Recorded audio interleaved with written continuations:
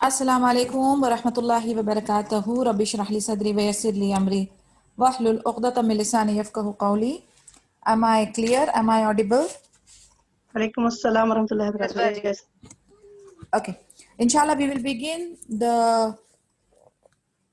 41st session of Ar-Rahiq al-Makhtum, the Seal Nectar, biography of our noble Prophet Muhammad sallallahu alaihi wasallam.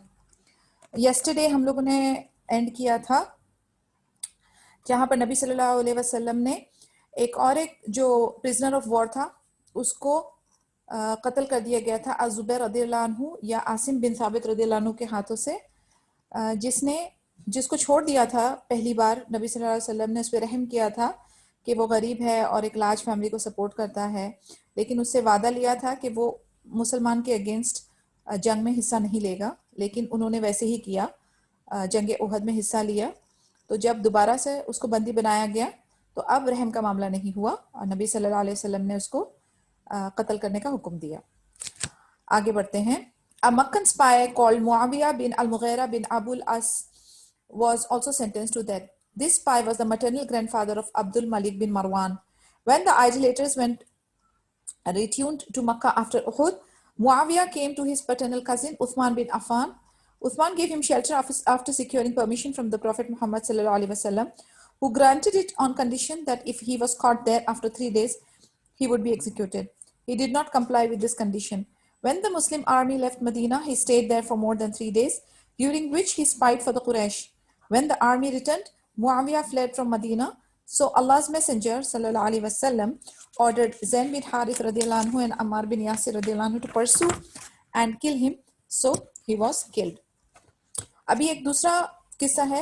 एक जो जासूस था, spy था, जिसका नाम था मुआविया बिन अल मुगीरा बिन अबुल आस, उसको भी कत्ल का हुक्म दे दिया गया था। क्यों? क्योंकि ये जो स्पाई था वो मैटरनल ग्रैंडफादर था अब्दुल मलिक बिन मारवान का। एंड जब मुशरिक रिटर्न हो रहे थे मक्का में आफ्टर उहद, मुआविया जो है अपने पैटर्नल कजिन उस्मान बिन अफान रदियल्लाहु अन्हु के पास आए और उनसे कहा कि आप मुझे शेल्टर दे दो और नबी सल्लल्लाहु अलैहि वसल्लम की परमिशन ले लो। नबी सल्लल्लाहु अलैहि वसल्लम ने उनको परमिशन दी, लेकिन एक कंडीशन, एक शर्त रखी कि अगर वो 3 दिन के बाद पकड़ा गया, ओके, यानी 3 दिन के अंदर अगर पकड़ा गया तो उसका कत्ल का हुक्म हो जाएगा। और वो जो है इस कंडीशन के साथ राजी नहीं हुआ। तो जब मुस्लिम आर्मी ने मदीना छोड़ा और वो वहां पर रहे 3 दिन, ड्यूरिंग विच और फिर वो जो है कुरैश के लिए वो स्पाई कर रहा था। तो जब आर्मी लौट कर आई तो मुआविया मदीने के लिए रवाना हो गया। तभी नबी सल्लल्लाहु अलैहि वसल्लम ने फिर ज़ैद बिन हारिस और अमान बिन यासिर को उनको ताकीद की कि इसका कत्ल कर दिया जाए। यानी कि अभी आप देख सकते हैं कि इन लोगों की इंटरनल रिलेशनशिप्स होते थे। ये है कि एंड ऑफ द डे जो ये दुश्मन है, कुरैश है, ये कहीं ना कहीं जाके इनके रिश्तेदार ही हैं, वो एक ही क्लैन को बिलोंग करते हैं, एक ही कम्युनिटी वाले हैं, बट अभी जो है वो दुश्मनी साइड पर हो गए हैं, तो कहीं ना कहीं जाके इनके रिश्ते निकल आते थे। तो जब ये जंग की हालत होती थी और ये जब बंदी बनाए जाते थे और इनको लाया जाता था, तो कहीं ना कहीं जाके ये लोग अपने लोगों को यानी प्रोटेक्शन भी देना चाहते हैं, उनकी मदद भी करना चाहते हैं, लेकिन एट द सेम टाइम इनका जो मिशन है ना वो इनके खूनी रिश्तों के ऊपर है, उसको तरजीह दी जा रही है। तो इसी वजह से जो रूल्स हैं वो रूल्स हैं। अब आप इसमें नबी सल्लल्लाहु अलैहि वसल्लम का अदल देखें, यानी कहीं पर भी उन्होंने, चाहे अपना हो या पराया हो या कोई भी हो, उन्होंने अपने अदल में कभी कमी नहीं की। सुभान अल्लाह, वो बिल्कुल एक फेयर सिस्टम लेकर चलते थे, चाहे जो भी हो। जो उनका कॉज है, उनका कॉज क्या है, उनका मकसद क्या है, मिशन क्या है, दीन इस्लाम को प्रोटेक्ट करना, उनका मकसद है मुसलमान को प्रोटेक्ट करना, उनका मकसद है मुस्लिम नेशन को डेवलप करना। तो उसके ऊपर जो भी खतरा आएगा, तो वो कहीं से भी आए, चाहे वो उनकी फैमिली से आए या उनके करीब से आए या उनके दोस्तों से आए या उनके सहाबा के रिलेटिव से आए या उनके सहाबा के फैमिली से आए, वो अपना काम जो है, जो उनका हक है एज अ लीडर, वो अदा करते थे। और जहां पर रहम दिखाना है, जहां पर सख्ती दिखाना है, जहां पर जो लागू करना है, वो एकदम स्मूथली करते थे without any emotions coming in between. तो इससे क्या होता है पता है, when you are very fair, when you are very reasonable, तब आप जो है ना इस तरीके की डंडी इधर उधर नहीं मारते। आप जो है वास्ता, करप्शन, ये सब नहीं, इस चक्करों में नहीं फंसते कि भाई ये हमारी वाकफियत का है तो इधर आप रूल्स को तोड़ दीजिए, इधर रूल्स को मरोड़ दीजिए, रेगुलेशंस किसी के लिए कुछ, किसी के लिए कुछ, एक को किसी को तरजीह दी जा रही है, एक को इग्नोर किया जा रहा है, वैसा नहीं है। It is a fair system for everyone, क्योंकि सबसे ऊपर किस चीज को तरजीह दी जा रही है? अल्लाह अज़्ज़ व जल को, इस्लाम को, मिशन को। तो वो एक तरीकाकार जो है नबी सल्लल्लाहु अलैहि वसल्लम का, आप देख रहे हैं कि हर जगह पे वी आर सीइंग किस तरीके से वो डिसीजंस लेते हैं, किस तरीके से वो मामलात को आगे बढ़ाते हैं। The invasion of Hamra ul Asad is not considered to be a separate invasion, but a part, or more specifically, a follow-up to Uhud. जैसे कि हमने देखा उहद के बाद जो है हमरा उल असद का जो इन्वेजन था, या वो जो 3 दिन वहां पर रुके थे, क्योंकि ये इंतजार में थे मक्कन शायद मदीना ना पहुंचे, और मक्कन के सेकेंड अटैक से, जिसे हम कह सकते हैं उहद का सेकेंड वेव, तो ये एक्सटेंशन है उहद का ही। हमरा अल असद जो है वो सेपरेटली हम इसको नहीं ले रहे हैं एज एन एक्सपीडिशन, ये उहद का सेकेंड वेव है, क्योंकि बार बार नबी सल्लल्लाहु अलैहि वसल्लम को खतरा है मक्कन शायद मक्का ना पहुंच के मदीने में आए, या कुछ ना कुछ अटैकिंग का प्लान करे, और उसी तरीके से वो लोग भी हरकत में आ रहे हैं। लेकिन कहीं ना कहीं जाकर इसको हम पार्ट 2 ऑफ उहद का ही किस्सा समझेंगे। That was the Battle of Uhud with all its stages and details. It has long been discussed by scholars and men of research as to whether it was a defeat or a victory for the Muslims. जंगे उहद को हम लोगों ने देखा जाए तो तकरीबन 3-4-5 sessions हमारे लग गए जंगे उहद पे। स्कॉलर्स ने काफी इसके ऊपर रिसर्च किया है। एक्चुअली देखा जाए तो फेस वैल्यू पे अभी तक ये समझ नहीं आता, या हम लोग इसको डिक्लेयर नहीं कर सकते कि क्या ये मुस्लिम की जीत थी या हार थी। एज अ स्ट्रेट कमेंट कि वो जीत थी या हार थी देना बहुत मुश्किल है। बहुत सारे स्कॉलर्स ने इसके ऊपर बहुत डिस्कशन की, बहुत सारी रिसर्च हुई है, लेकिन अभी तक हम इस चीज को डिटरमाइन नहीं कर सकते कि क्या उहद वाकई में मुसलमान के लिए एक कामयाब जंग थी या हमारे लिए हार थी। We still can not establish that. There is no doubt that the military superiority in the second phase of the battle was in favor of the mushrik, who could successfully directed the course of the fighting and inflicted heavy losses on the Muslims. It is true that the believers suffered some defeat, but this cannot be considered as a Makkan victory. यानी उहद की जंग के दौरान ही हमने देखा कि पहले सुबहानल्लाह मुस्लिम जो थे वो मुशरिक के ऊपर भारी थे, फिर सेकंड उसका जो फेज आया जब वो जो प्रोटेक्टिव बटालियन था, जो इंचार्ज था डिफेंड करने का मुस्लिम आर्मी का, वो जब नीचे आ गया, उसके बाद मुशरिक की आर्मी जो थी वो मुसलमान के ऊपर हावी हो गई, और फिर उसके बाद दोबारा से मुस्लिम्स जो है उन्होंने अपने आप को बचाया और वो एक सिक्योर एरिया में गए, एंड नबी सल्लल्लाहु अलैहि वसल्लम का कत्ल नहीं हुआ। ऑफ कोर्स काफी सारे सहाबाज जो है इंपॉर्टेंट डिग्निटरीज जो थे हमारी मुस्लिम आर्मी के, वो कत्ल हो गए, लेकिन एज सच हम ये नहीं कह सकते कि मक्कन जीते। यानी ये एकदम बैलेंस्ड वाला फॉर्मूला रहा, जिसे हम कह सकते हैं ना कि ड्रॉ हो गई फाइट, समथिंग लाइक दैट, कि हम नहीं कह सकते कि कौन जीता और कौन हारा, क्योंकि अलग अलग फेजेस में जो है वो जीत का जो पड़ला था वो कभी मुस्लिम्स के तरफ हो रहा था और कभी मुशरिक के तरफ हो रहा था। This is because of the Makkan army failed to occupy the camp of the Muslims. The majority of the Medinian army, in spite of the chaos and confusion, did not retreat. Rather, they showed unparalleled and heroic resistance and managed to gather themselves again around their base, fighting bravely and courageously. अब जंग में ऐसा होता है ना कि कब आप डिक्लेयर करते हो कि आपकी जीत हुई है। एक तो यह है कि आप उनके लोगों को मार गिराओ, दूसरा यह है कि आप उनको बंदी बनाओ, तीसरा ये है कि आप उनके कैंप को या जो उनकी जो प्रोटेक्टिंग एरियाज हैं जहां पर उनके मेन कमांडर इन चीफ या उनका जो आर्म्स एंड एमिनेशंस और वेपन्स है उसके ऊपर उसको आप हासिल कर लो।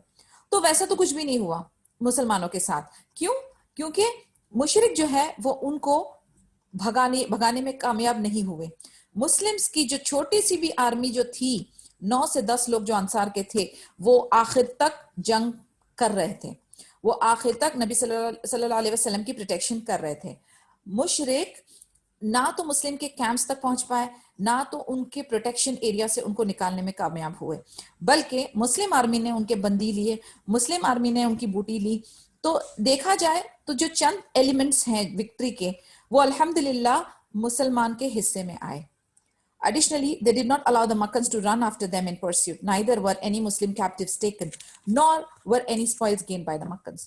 वही बात हो रही है कि मक्कन्स जो है उनको उनकी जगह से उधेड़ नहीं पाए, मक्कन्स उनको बंदी बना नहीं पाए और मक्कन्स उनका माल गनीमत भी छीन नहीं पाए। तो ये तीनों चीज जो थी वो मुस्लिम्स आर्मी की इस्तेकामत अल्हम्दुलिल्लाह और उनकी ब्रेवरी और उनका हीरोइक करेजियस बिहेवियर जाहिर करता है, जिससे कि अगर चंद पॉइंट हम ये 3-4 पॉइंट्स को गिने तो ये जो जंग है वो मुस्लिम के फेवर में हुई है। The enemies of Islam The enemies of Islam were also too cowardly to conduct the third phase of war and impress their superiority on the battlefield. On the contrary, they were in hot haste to evacuate the field even before the Muslims. एक चीज जो हम इस दर यानी quality को जो हम गिनते हैं कि जो मुसलमान के इरादे थे, जो उनकी इस्तकामत थी, जो उनकी बहादुरी थी, वो बहुत खुली और बहुत जाहिर हो रही थी। और मक्कन्स जो है उनका जो घबराहट है या उनका जो डरना है या उनका बहादुरी का ना जाहिर करना उनकी हार का बायस बनता है, और वो बहुत क्लियर और अपैरेंट था उहद के जंग मैदान में। और इसी वजह से इनकी तादाद ज्यादा होने के बावजूद ये जो है तितर बितर होके हमेशा डर के भाग के अपने आप को अपना फ्लैगशिप छोड़ के निकल जाया करते थे। तो उस वजह से सुपीरियरिटी जो है वो किन लोगों की दिखाई दी? जो बहादुर थे, जो मुसलमान टीम के बिलोंग करते थे, उन्होंने एंड तक अपनी बहादुरी का मुजाहरा किया। वेरेज मक्कन्स जो थे, जो कुरैश जो थे, वो यहाँ वहां अपनी घबराहट में डर के बुजदिली से कमजोरी से बिखरते हुए नजर आ रहे थे। Medina, the capital of the Muslims, was only a stone's throw away from the lines of the enemy and vulnerably exposed. Yet the mushriks were not bold enough to storm it to plunder its wealth or capture the Muslim women in it. यानी Medina जो city थी वो उहद के बिल्कुल करीब थी, इतनी करीब थी कि आप पत्थर फेंकें तो वो मदीना में पहुंच जाए उहद से। लेकिन फिर भी उनके दुश्मन जो मक्कन्स थे उनके अंदर इतनी ताकत नहीं थी, इतनी बहादुरी नहीं थी कि वो उधर तक पहुंच पाए, उनकी औरतों को कैप्चर करे या उनके माल को छीने। यानी उनके अंदर जो जिगरा था वो बिल्कुल पस्त हुआ था, उनकी जो विल पावर थी वो बिल्कुल भी जीरोड हुई थी। दिखती बात है ये सारी चीजें कहाँ से आती हैं? ये बहादुरी, ये इस्तेकामत, ये जज्बा कहाँ से आता है? ये जज्बा आता है ईमान की ताकत से। तो सुभान अल्लाह, वो जो मुसलमान थे, जो सहाबाज थे, अंसार और महाजिर जो थे, उनका जो विल पावर था माशाल्लाह वो बहुत हाई था, उनका स्टेट ऑफ ईमान वाज एट द पीक। तो वो जिहाद क़िताल के लिए बिल्कुल तैयार थे और वो अपने आप को 100% खुशी से निछावर करने के लिए रेडी थे। इसीलिए उनके कंपैरिजन में मक्कन और कुरैश जो थे उनकी कोई बिसात नहीं थी। This suggestive details in fact support our argument that the events of Uhud were an occasion on which the Makkans merely managed to inflict heavy losses on the Muslims but failed to achieve their ultimate goal of destroying the Muslim army. ये हकीकत है कि मुसलमान army को काफी नुकसान पहुंचा, काफी डिस्टिंग्विश्ड पर्सनालिटीज का कत्ल हुआ, मगर वो फिर भी मुसलमान आर्मी को डिस्ट्रॉय करने में नाकामयाब थे। After all, it is not unusual for conquerors to sustain such casualties and losses, but this could under no circumstances be regarded as a victory for the hostile party. अब ये बात तो पक्की है कि जब आप जंग के लिए जाते हो तो अगर आप 4 अपने दुश्मन को मारोगे तो 2 आपको भी लगेगी। तो मेंटली यू आर प्रिपेयर्ड कि आपको कुछ ब्लोस तो होंगे। ऐसा तो नहीं है कि आप किसी को अटैक कर रहे हो और आपको कोई भी खरोच भी नहीं आएगी, दैट इज नॉट पॉसिबल। बल्कि इनका जो जज्बा होता था मुसलमानी आर्मी का, वो तो ऐसा होता था कि वो अपने आप को कत्ल शहीद करने के पीछे रेस लगाते थे। तो that was definitely there, mentally they were prepared completely that if they are going for a war, उनको लॉसेस होंगे, उनको इंजरी होगी, उनका कत्ल हो सकता है, but they were prepared for it. So कहीं ना कहीं कैजुअलिटीज मुस्लिम आर्मी की थी, but that doesn't mean that they lost it. End of the day वो बंदी नहीं बने, एंड ऑफ द डे माल गनीमत इनका इंटैक्ट था, एंड ऑफ द डे इनके कैंप्स जो थे वो प्रोटेक्टेड थे। The incident of Hamra al-Asad is an interesting case in this regard. It is interesting to see a victorious army in retreat for fear of disgrace and defeat, while being pursued by a defeated group of Muslims. So the second operation is not considered as a separate battle. Rather, each party gained some success and failure. In this regard, the operation can be considered as an inseparable battle. जैसे कि मैंने पहले भी कहा कि हमरा al Assad जो है वो उहद का ही पार्ट और एक्सटेंशन गिना जाएगा। ऐसा गिना जाएगा कि वो उहद का सेकेंड वेव है, क्योंकि 3 दिन तक नबी सल्लल्लाहु अलैहि वसल्लम उधर थे, मुकीम थे, और फिर उसके बाद मक्कन जो थे वो लौट रहे थे मक्का के लिए, लेकिन बार बार वो मदीने की तरफ लौट रहे थे दोबारा से कि अटैक करें। उनमें बेचैनी और खलबली मची हुई थी, बदला लेने की आग अभी भी जल रही थी। यानी एक तो जंगे बदर की हार, उसके बाद उहद में भी उनकी काफी जिल्लत हुई। तो ये एक हमरा उल असद जो है वो उहद का पार्ट 2 या एक्सटेंशन ऑफ उहद बैटल हम लोग इसको कंसिडर कर सकते हैं। इसमें रेफरेंसेस ऑफ कुरान आए हैं फ्रॉम सूरा number 4 verse 104।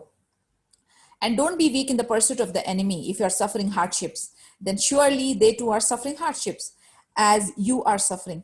But you have a hope from Allah Azza wa Jal for the reward that is paradise, that for which they hope not. अल्लाह अज़्ज़ा वजल कैसे उनको कंसोल कर रहे हैं, कहते हैं आप लोग कमजोर मत पड़ो, और अगर आप सफर कर रहे हो, तकलीफें मशक्कत आप उठा रहे हो, तो ये मत भूलो कि आपके दुश्मन भी ये मशक्कत उठा रहे हैं, उनको भी तकलीफ हो रही है, लेकिन उनके पास क्या नहीं है जो आपके पास है? आपके पास है उम्मीद। उम्मीद किससे? अल्लाह अज़्ज़ा वजल से। आपकी रजा, आपकी होप, आपकी पॉजिटिविटी, आपकी बैटरी रिचार्ज कहाँ से होती है? अल्लाह अज़्ज़ा वजल से होती है। और आपके लिए क्या इन स्टोर है?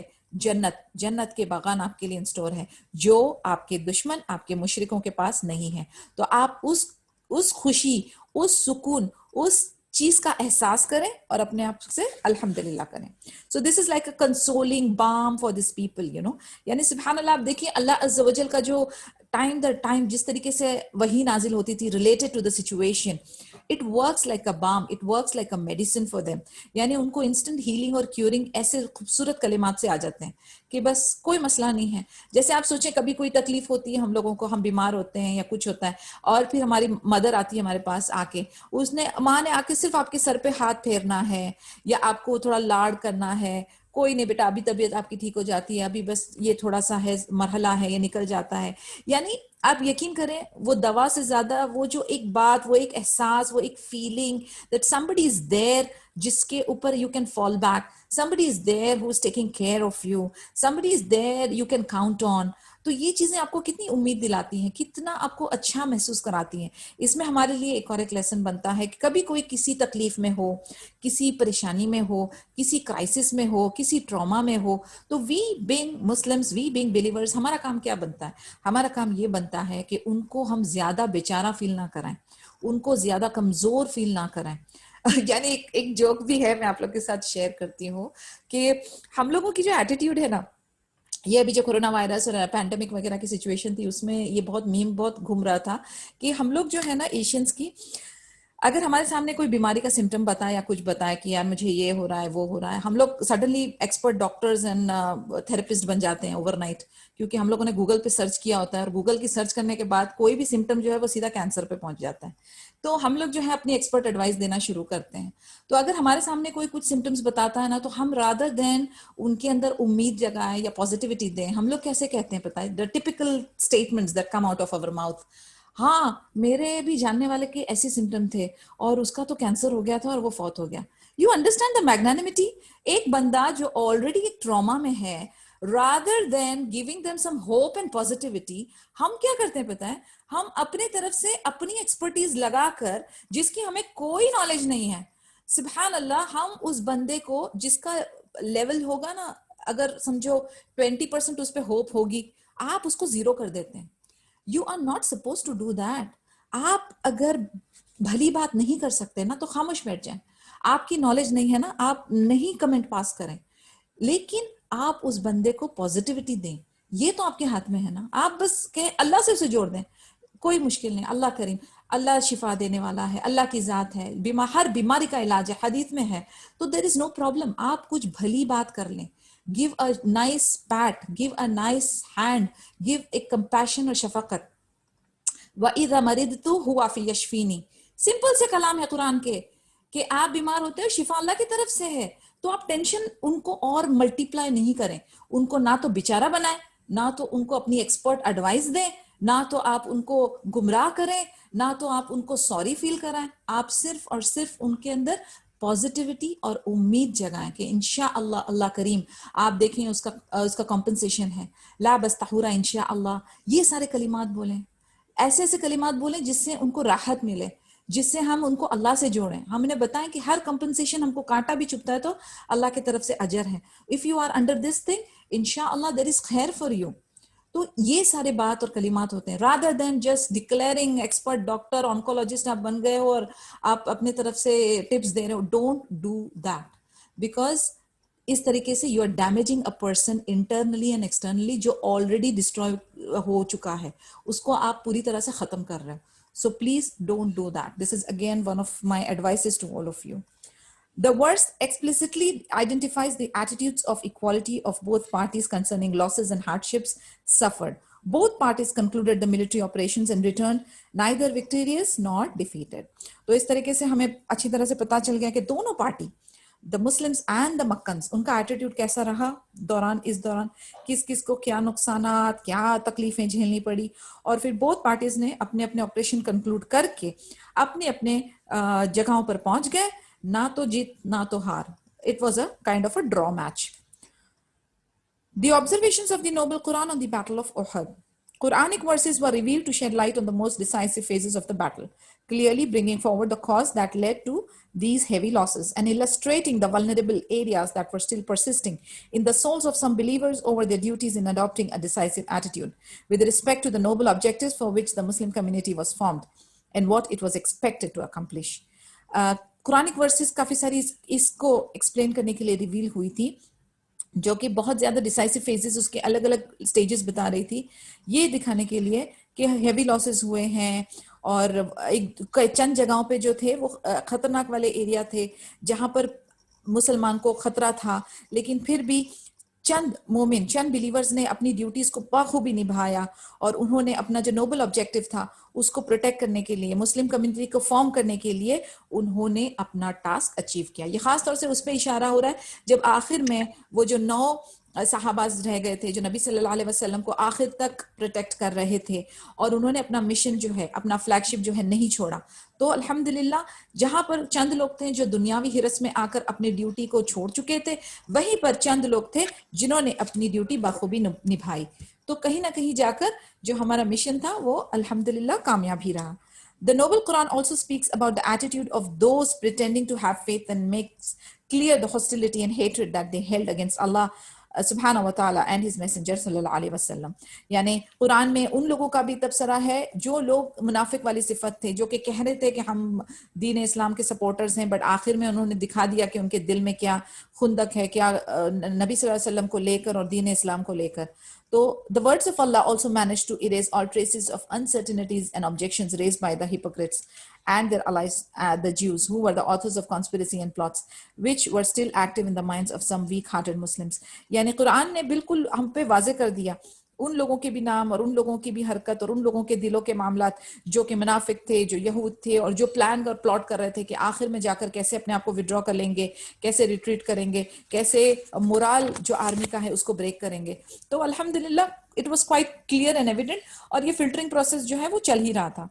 The Quran also dealt with the admirable judgment and long sought objectives that were attributable to the Battle of Uhud. 60 verses which were relevant to the battle were revealed, offering a full account of the first phase of the battle.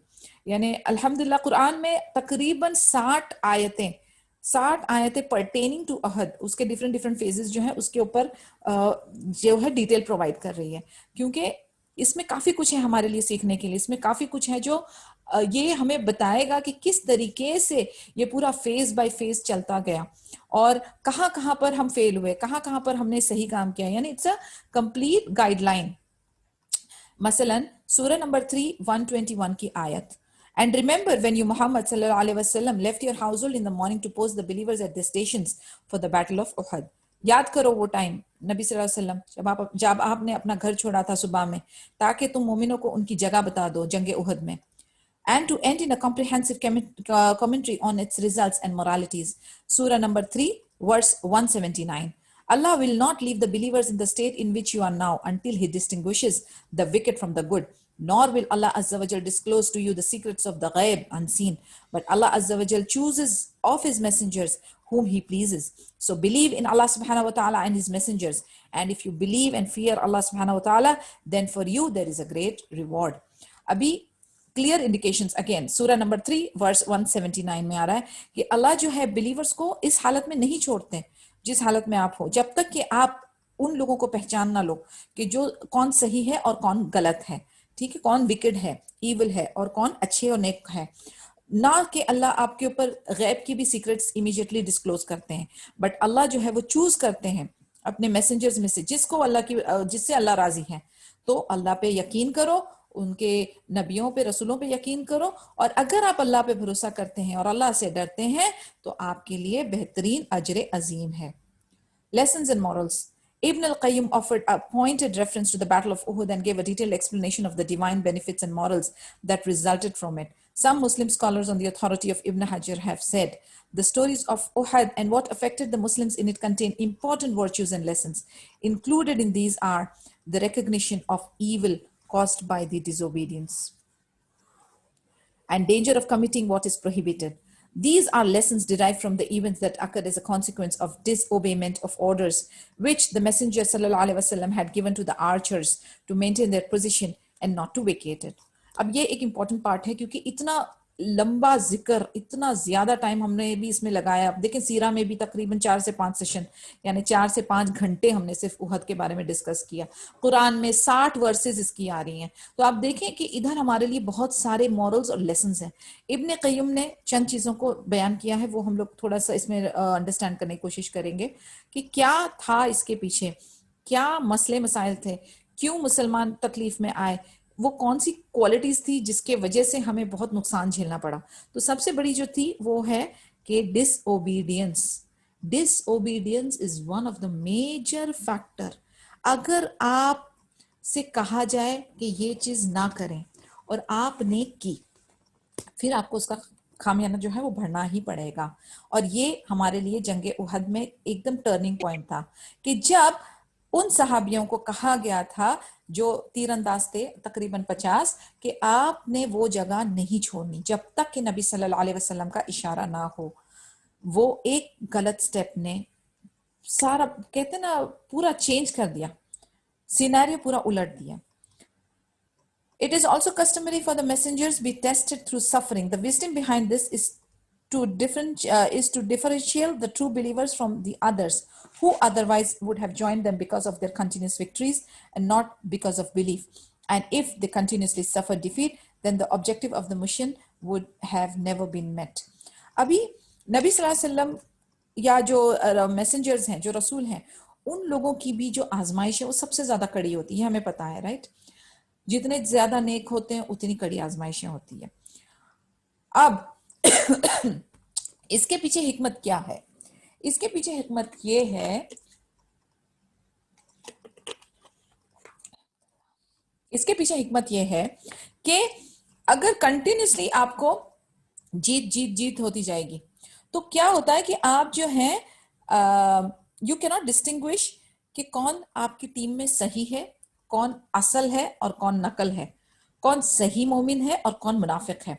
क्योंकि जो आप victory होती जा रही है आपकी और कोई तकलीफ नहीं आ रही है, सब लोगों को शेयर मिल रहा है, बड़े खुश हैं, लेकिन जब आजमाइश आती है उस वक्त आपको पता चलता है कि कौन असली मोमिन है और कौन मुनाफिक है। क्योंकि तकलीफ और आजमाइश आते ही मुनाफिक भाग खड़े होते हैं, वो रिट्रीट कर जाते हैं, वो आपको डिच कर जाते हैं, लेकिन जो असल ईमान वाला होगा वो आपके साथ लगा होगा। और ये चीज हमने बहुत क्लियरली जंगे उहद में देखे कि जहां पर ये इतने सारे लोग थे और फिर जब असल बारी आई तो हैंडफुल ऑफ पीपल रह गए।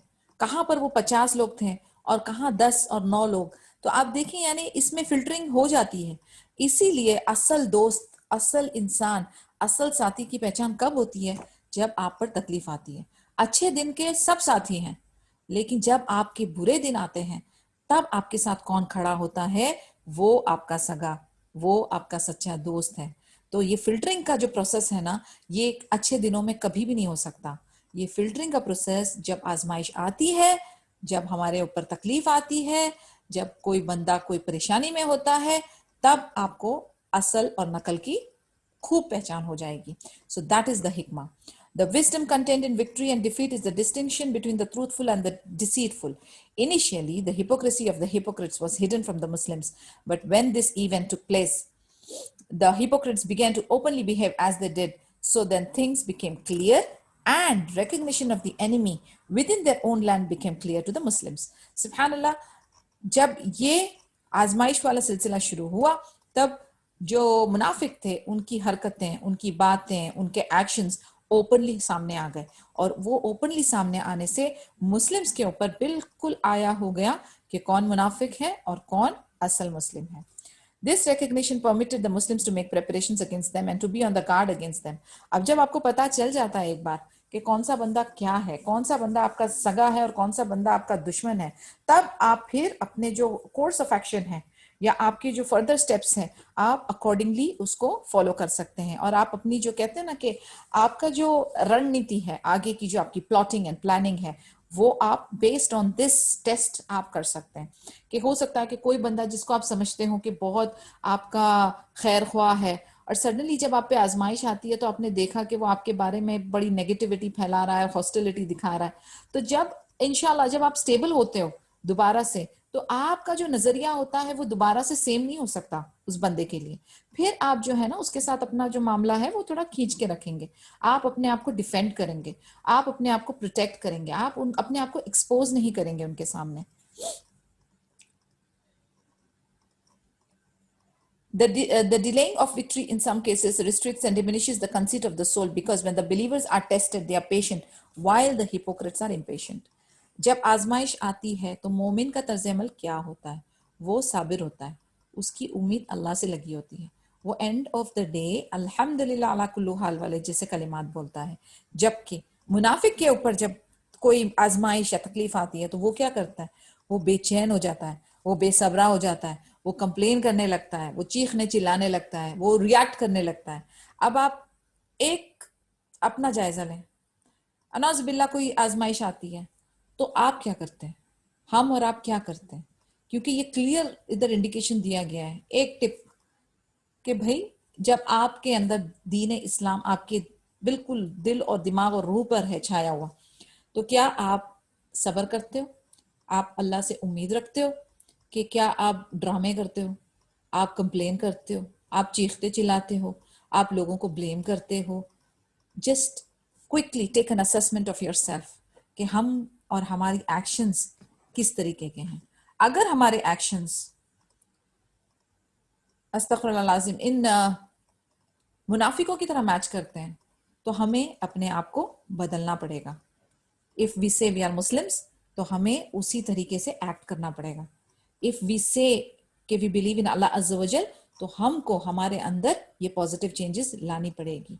I don't say it is difficult, नहीं है, ये डिफिकल्ट है, लेकिन इम्पॉसिबल नहीं है. तो इसकी हमें बहुत दुआ करनी है, बहुत प्रैक्टिस करनी है. इंशाल्लाह अल्लाह ताला हमको कामयाबी देंगे. Allah Azza wa Jal has prepared lofty abodes for his believing servants, which they could never attain by their deeds alone. It is through trials and adversities that which he sends to them that they are able to achieve this lofty abode. यानी अल्लाह अज़्ज़ा व जल ने बहुत अच्छा इंतज़ाम हमारे जो believers हैं, जो मुस्लिम्स हैं, जो ईमान वाले हैं, जो मोमिन हैं, उनके लिए रखा है. लेकिन वहां पर वो नेमतों को हासिल करने के लिए आपके अमाल काफी नहीं है.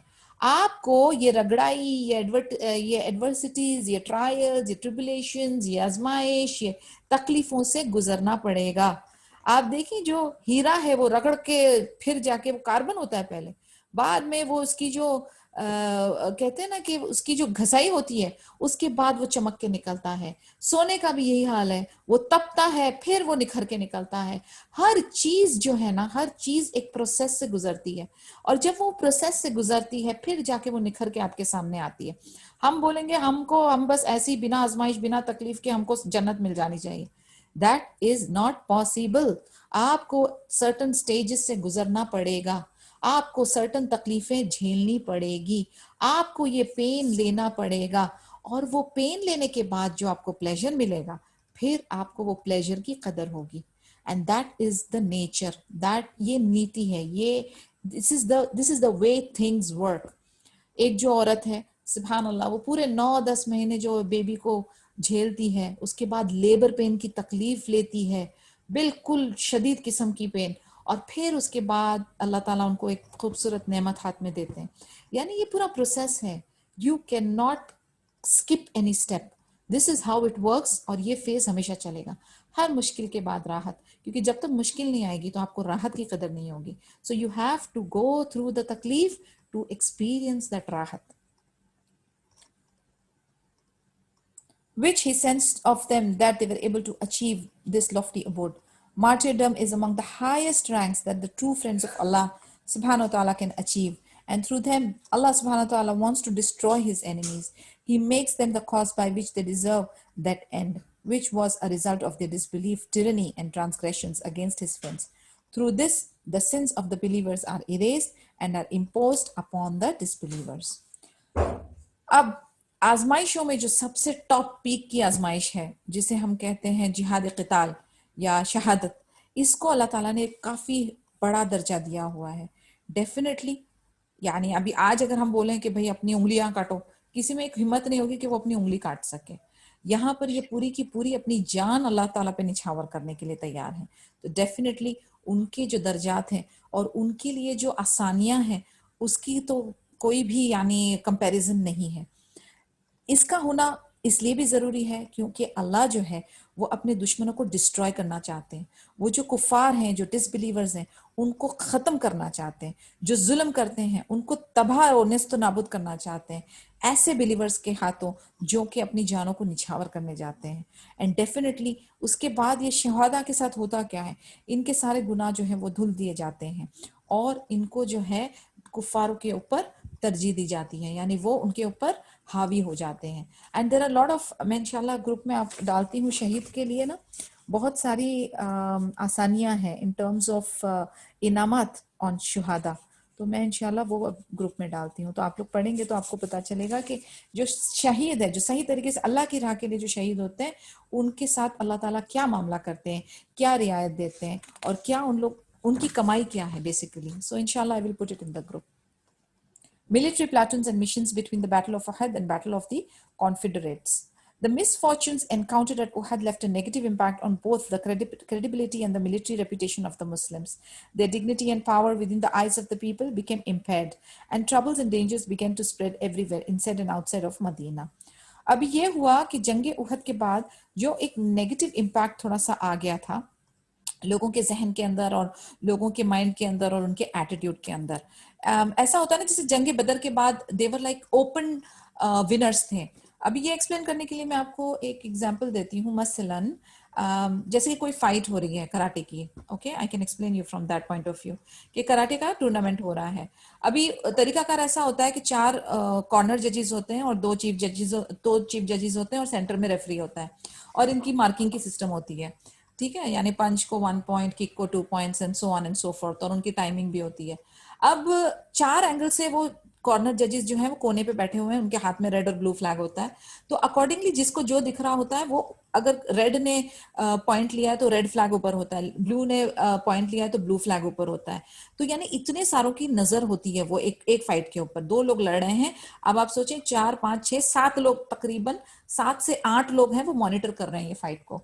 तो अभी किसी के साथ ज्यादती ना हो या नाइंसाफी ना हो तो ये बहुत फेयर जजमेंट है। Everybody is trying to watch them कि भाई क्या है क्या नहीं। अब मैं आपको मेरे किस्सा ही बता रही हूँ कि कई बार ऐसा होता था कि जो टफ फाइट्स होती थी ना, गोल्ड की या फाइनल फाइट या ये वो नेशनल लेवल की फाइट की मैं बात कर रही हूँ, it's a very important fights. तो उसमें ये होता था कि बहुत शातिर और बहुत एक्सपर्ट्स जो है वो फाइट कर रहे होते थे।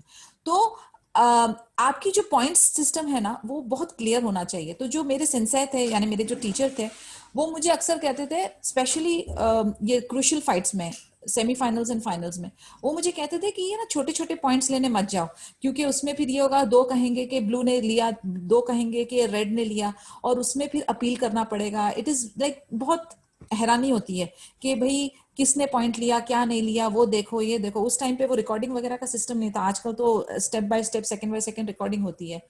तो उस वजह से आप क्या करो, आप सीधा नॉकआउट वाली फाइट करो। नॉकआउट का मानी ये होता है कि आप आए, आपने सीधा एक फेस पे किक दिया, बंदा नीचे गिर गया, चारों के हाथ जजेस के ऊपर हो गए, कि इसमें तो कोई शक शुबा ही नहीं, you should give a knockout fight. तो वो एक चीज मेरे जहन में ड्रिल थी कि ऐसे छोटे छोटे पॉइंट्स के पीछे मत भागो, सीधा नॉकआउट करो, ताकि सारों की जो है एक ही तरफ डायरेक्शन हो। So that is what it is.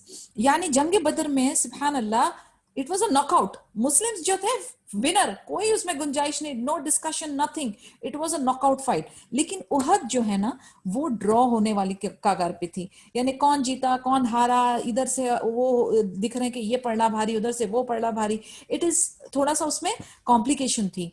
तो इस वजह से जब ये लोग लौट के मदीना में आए मुस्लिम आर्मी, अब लोगों के अंदर they were still in doubts, they were still having lot of reluctancy कि ये शायद मुस्लिम आर्मी ने अच्छा परफॉर्म नहीं किया, कुछ लोग जो थे वो ओबीडियंट नहीं थे, तो कहीं ना कहीं जाके उनकी ग्रिप जो है ना वो लूज हो गई थी। इसकी वजह से थ्रू आउट मदीना में कंफ्यूजन था, ट्रबल थी, और लोगों का थोड़ा सा एटीट्यूड डिफरेंट हुआ था। अब इस बीच यहूद मुनाफिक और बिदुन्स जो थे वो ओपनली जो है वो मुसलमान के खिलाफ एनिमिटी जो थी वो डिक्लेयर कर रहे थे। और सारे जो थे वो ये जो तीन कैटेगरी मैंने बताई ना आपको, यहूद, मुनाफिक और बिदुन्स ऑफ मदीना, ये तीनों जो है वो मुस्लिम की रेपुटेशन को हार्म कर रहे थे, डिग्रेड कर रहे थे। Near the completion of 2 months after the battle, Banu Asad made preparations to raid Medina. During the same time, the tribes of Adal and Qarah conspired against the Muslims in the month of Safar, 4 after Hijri, and killed 10 of the Prophet companions.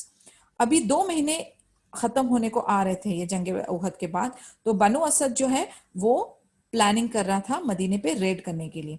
और इसी time पे जो थे 2 tribes थे जिनका नाम अदल और कराह था, वो भी मुस्लिम्स के अगेंस्ट में प्लानिंग कर रहे थे, और ये वक्त था सफर का, 4th आफ्टर हिजरी। और उन्होंने क्या किया, उन्होंने 10 सहाबास का कत्ल भी कर दिया था। Similarly, Banu Amir plotted against them and 70 companions were killed in the battle of the well of Mu'ana. अभी इसके बाद एक दूसरा बनु था, जो दूसरा कबीला था बनु आमिर, उसने भी प्लान किया और तकरीबन 70 सहाबियों को एक जो बैटल ऑफ वेल हुई थी मुआना में उधर कत्ल कर दिया। During that period, Banu Nadir kept announcing their enmity against the Muslims and were involved in a plan to kill Prophet Muhammad sallallahu alaihi wasallam. In Rabiul Awwal in 4th after Hijri, Banu Ghatafan were about to attack Medina in Jumada al-Awwal in 4th after Hijri. अब इसके बाद बनु नदीर भी जो है उसने announce कर दिया कि हम मुस्लिम्स को अटैक करने वाले हैं और नबी सल्लल्लाहु अलैहि वसल्लम को कत्ल करने का प्लानिंग करने लगे। फिर 4 रबीउल अव्वल नहीं रबीउल अव्वल में 4 आफ्टर हिजरी को बनु गताफान भी मदीने पे अटैक करने के लिए आ रहा था और ये तकरीबन जुमादा अल अव्वल में प्लानिंग कर रहे थे। Therefore, we see that after the Muslims lost their military credibility due to the events of the Battle of Uhud, the Muslims became a target of several potentially dangerous plots by their enemies. Prophet Muhammad ﷺ was able to wisely contain all those hostile currents, restoring their lost dignity and gaining for them fresh glory and a noble standing. यानी आपको पता है जब इंसान को पता चल जाता है ना कि ये जैसे जंग बदर के बाद ये सारे बिदून्स, ये सारे ज्यूज, ये सारे मुनाफिक के ऊपर एक धाक जम गई थी, और इसके बाद ये था कि वो लोग डर रहे थे कि हम अगर मुस्लिम आर्मी को अटैक करेंगे तो ये लोग तो बहुत शातिर हैं। दूसरा, उन लोगों को इस चीज का भी अच्छी तरह से आया हो चुका था कि इनको डायरेक्ट अल्लाह की तरफ से मदद आती है, तो उनकी हिम्मत नहीं हो रही थी कि वो सर उठा सकें। अब जैसे उन्होंने देखा कि जंग उहद में इतना इनको नुकसान पहुंचा, कहीं ना कहीं जाके इनकी इनकी तकलीफें थोड़ी बड़ी, इनकी मिलिट्री ऑपरेशन थोड़े कमजोर हैं, तो जो ना छोटे छोटे भी जो थे ना वो भी उठ के खड़े हो गए। यानी आप देखें जब तक अल्हम्दुलिल्लाह शेर, जैसे जंगल का कानून होता है ना, शेर जो है वो अपनी फुल स्विंग में है, पूरा ताकतवर है और अच्छे से वो अपना कहते हैं ना killing and everything and managing कर रहा होता है, किसी की मजाल नहीं होती कि उसके सामने खड़ा हो, सब अपने अपने जगह पे दबे हुए रहते हैं। बट द मोमेंट दे से कि भाई ये जो लायन है ना ये बीमार हो गया है या बूढ़ा हो गया है, तो छोटे छोटे भेड़, छोटे छोटे वो कुत्तों के हर्ड्स भी आकर उसको अटैक करने के लिए रेडी हो जाते हैं। यानी उनको अंदाजा हो जाता है कि अब ये हमारे लायक नहीं रहा जंग करने के लिए, अब ये हमको अटैक नहीं कर सकता। तो जब बंदा कमजोर होने लगता है ना तो ये छोटी छोटी चीजें भी उसके ऊपर हावी हो जाती हैं। तो definitely we have to make sure कि हम अपनी कमजोरी जो है ना कभी बाहर वालों पे आया ना करें। That is definitely one of the lessons here. लेकिन I'm not trying to compare this incident with what I'm saying right now, but मैं एक जनरल आपको एक ओपिनियन बता रही हूँ कि हर बार जब मैं आपसे कहती हूँ ना कि कीप योर कन्वर्सेशंस लिमिटेड, तो अपने आप को हमेशा सिक्योर रखें एंड इजी सबसे बेस्ट कलिमात इज अल्हम्दुलिल्लाह, हर बार इसको अपनी जबानों पर जारी रखें। अब हम देख रहे हैं कि कितने सारे बनु जो है वो बनु असद हो गया, बनु नदीर हो गया, बनु आमिर हो गया, ये मुसलमान आर्मी को अटैक करके उनको नुकसान पहुंचा रहे हैं। लेकिन नबी सल्लल्लाहु अलैहि वसल्लम फिर भी he is trying to maintain कि वो अपनी ग्लोरी और अपने प्राइड को मुस्लिम आर्मी की वापस से रिस्टोर कैसे करें। तो वो कहीं ना कहीं जाकर अब वो उस पर वर्क कर रहे हैं कि कैसे वो अपने आप को और मुस्लिम आर्मी को प्रोटेक्ट करेंगे। तो पहला इनिशिएटिव उन्होंने क्या किया, he took in this process the initiative was at Hamra al Asad operation. यानी हमने देखा कि नबी सल्लल्लाहु अलैहि वसल्लम हालांकि पूरी की जो पूरी आर्मी है वो बिल्कुल थकी हुई और वुंडेड और इंजर्ड है, बट नबी सल्लल्लाहु अलैहि वसल्लम ने हिम्मत नहीं हारी, उन्होंने हमराउल असद ऑपरेशन कंटिन्यू किया, by which he was able to retain the reputation of the Muslim military. He succeeded in recovering the dignity and awe-inspiring position of his companions in a manner that astonished both the Jews and the hypocrites. He then proceeded to crown his successful attempts by dispatching military operations. यानी back to back बिल्कुल थके बगैर वो आगे बढ़ते ही रहे, और उससे क्या हुआ, यहूद और जो मुनाफिक थे उनके ऊपर एक दबदबा बनने लगा कि ये लोग जो हैं रुकते नहीं हैं, ये लोग जो हैं थमते नहीं हैं, ये लोग जो हैं डरते नहीं हैं, ये फिर भी बैक टू बैक अपने मिलिट्री एक्सपीडिशंस को जो है वो कंटिन्यू करते हैं। तो वो देखकर वो थोड़ा सा हिल गए। The Abi Salama expedition. The first people to take up arms against the Muslims in the aftermath of Uhud were Banu Asad bin Khuzaimah. Information reached Medina that Talha and Salama, sons of Khuwailid, had gathered a force of volunteers to fight against Allah's Messenger sallallahu alaihi wasallam. The Prophet sallallahu alaihi wasallam immediately dispatched a military squad of 150 men comprising of Ansars and Muhajirs, which was headed by Abu Salama radiallahu anhu. The Muslim leader took Bani Asad bin Khuzaimah by surprise in their homeland, neutralizing their threats and dispersing them, and in the process, they captured their cattle. On their return, Abu Salama radiallahu anhu died of an inflammation from a previous wound, which he sustained at Uhud. This expedition took place on the 1st of Muharram, 4th after Hijri. अभी एक जो expedition नबी सल्लल्लाहु अलैहि वसल्लम ने अंजाम दिया वो था अबी सलेमा एक्सपीडिशन, और ये था यानी उहद के बाद बनु असद बिन खुजैमा जो था उसने वो मदीना पहुंचा, और इसके लीडर्स कौन थे, तलहा और सलमा जो खुवैलिद के बेटे थे। तो उन लोगों ने वॉलंटियर्स गैदर किए और नबी सल्लल्लाहु अलैहि वसल्लम के अगेंस्ट में अटैक करने पहुंचे। अब नबी सल्लल्लाहु अलैहि वसल्लम ने इमीडिएटली एक मिलिट्री स्क्वाड जो कि 150 आदमियों का था, और उसमें कौन थे, मुहाजिर और अंसार्स थे, और उसको कौन लीड कर रहा था, अबू सलमा रदी अल्लाह अन्हु। तो वो लोग पहुंचे बनी असद बिन खुजैमा के पास और सडनली जाकर उनकी होमलैंड में उनको अटैक किया, और इससे क्या हुआ, वो सरप्राइज्ड हो गए और यहाँ वहां तितर बितर हो गए, और इस प्रोसेस में उन्होंने उनके कैटल यानी उनके जो अनाम है यानी भेड़ बकरियां उसको कैप्चर किया। पर वापसी में अबू सलमा जो है उनको जंगे उहद में एक चोट लगी थी, जिससे कि वो उनको इन्फ्लेमेशन हुआ था, जिससे कि वो फौत हो गए। और ये कब हुआ एक्सपीडिशन, 1st of मुहर्रम में, 4th आफ्टर हिजरी। सो इंशाअल्लाह वी विल क्लोज हियर। अगर कोई क्वेश्चन है तो please feel free to ask and discuss.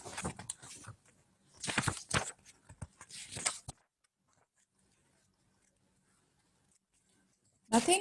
Subhanakallahumma wa bihamdika nashhadu an la ilaha illa anta nastaghfiruka wa natubu ilayk. Assalamu alaikum wa rahmatullah.